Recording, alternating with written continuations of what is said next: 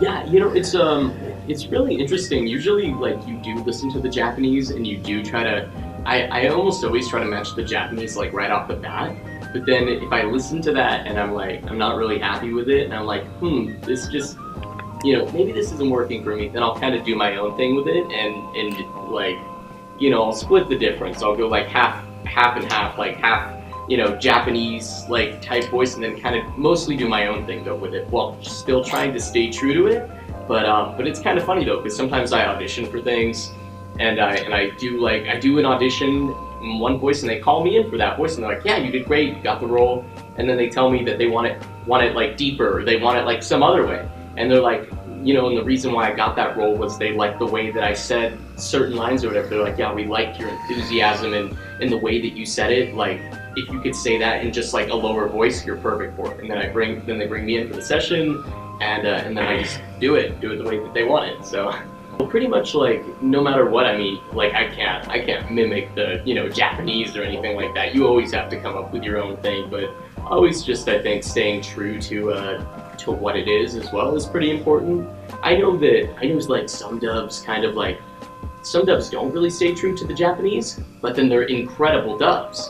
And then other dubs do stay really true to the Japanese, and they're still really good, but they might not be like the best they could be. So I think it's about finding that balance, like between what works for the character, and if you can kind of stay true to the Japanese without just like sticking like really hard to it, because if you do that, then you can't really put in like your own creativity and things that might work for here. So I was a huge full-blown anime fan. I loved anime.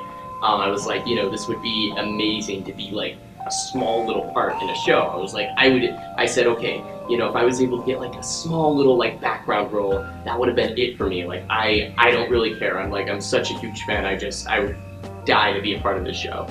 I don't really know if there are other voice actors who aren't really like fans of the show. Is that kind of like what you asked? Yeah, because like generally like a lot of the older voice actors like the Minyan and like ones that kind of came in during the beginning of like the industry, they weren't really obviously as much of. Oh, right. I don't know if that's different now. Yeah, no, that I guess that kind of makes sense though too, in a way, because like anime, I don't know, anime wasn't like as big back then too, and nowadays like you have things like Netflix and whatnot, and you can just like go online and you can watch shows and things like that.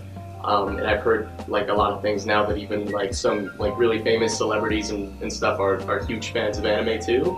So so I think it makes sense that they might not have been big fans of anime when they kind of got into it, but I think a lot of the new generation of voice actors, I'd say that they're all probably really big fans of anime coming into it. I mean, you see that stuff everywhere, and with Toonami back too, that's so cool.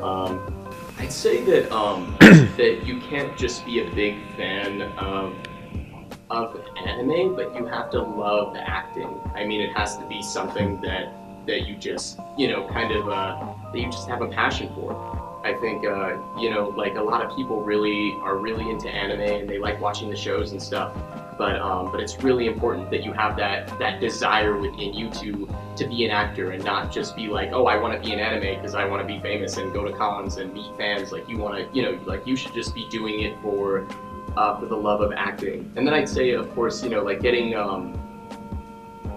from like from a place like Wisconsin to Texas or California or even New York is probably really important to do in order to become like an anime voice actor. But for me, I didn't have to do that because I lived in LA, so I kind of had it set for me. So I'd say that if they do that and they move to another place like that, I mean, it's a huge commitment, but just make sure that they have that passion for acting.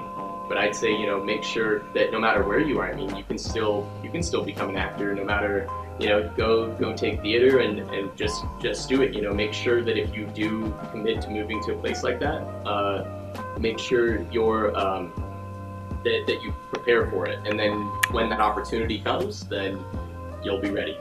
it's really weird, you know. I go in and aldnoah.zero was like one of the first big things that I did, and my director was Lex Lang, and he's a really great guy, and he's done so many amazing projects and whatnot. I was just like, oh my gosh, you know. And same thing too with Tony Oliver as well. He was one of the main people that I learned from, and I have him to thank for so many things.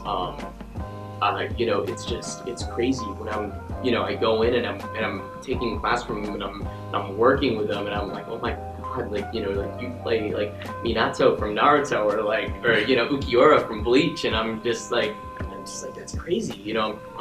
You know, it's just kind of so it gets kind of overwhelming, but I think after a while you just kind of get used to it. Like, you know, you go in for a show and you're just like, oh yeah, I'm probably going to be working with someone, you know, someone who's been doing this for like 20 years, and I've probably seen like almost everything that they're in. So it's like, you know, and then you do freak out a little bit on the inside, but I think at the end of the day, like I don't know, I just kind of like try to keep it calm and chill, and you know, and just stay humble in everything that I do as I'm meeting people, and I don't know, it still is really crazy, you know. I could think back to the times where I would watch like people's panels online, and now I'm like doing panels with people, you know what I mean? Like, and I'm like meeting other actors in the green room. It's definitely a really weird experience, especially because I was just like a normal kid who went to cons, you know. I never expected any of this. So, yeah. Have you had any unusual experiences with fans now that you are doing the voice acting on bigger stuff, or? So here's the thing. So many people ask me that question. Actually, they're like, "What's your weirdest con story?" And I'm like, I don't really have one, but please don't make one for me. You know, because that's the thing. Like, there's this girl, I think, and she was, yeah, at one con I did, and I was like, yeah, no, I don't really have any weird stories. And she's like, oh, you'll have one by the end of this con. Thank God, like nothing happened. But you know, I mean, I don't know. I'm sure some weird stuff will happen. Especially a lot of the veteran voice actors here are telling me, they're like, oh yeah, oh believe me. Like, how old are you? Oh yeah, 18. Yeah, you're gonna have some weird stories like pretty soon. I'm like, okay, I guess we'll see. So hopefully they are good, fun stories and not anything too bad.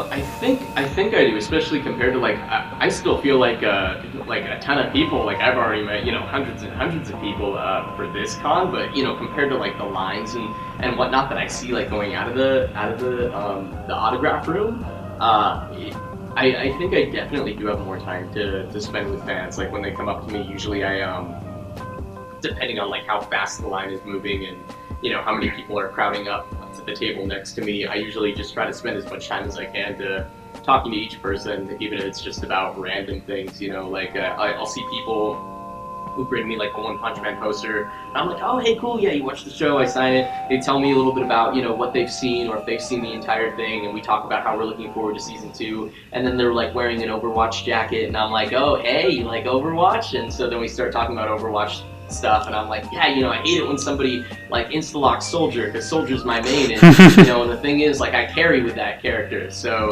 like, and you know, everybody else who plays him, you know, is always terrible on my team, and it's just terrible.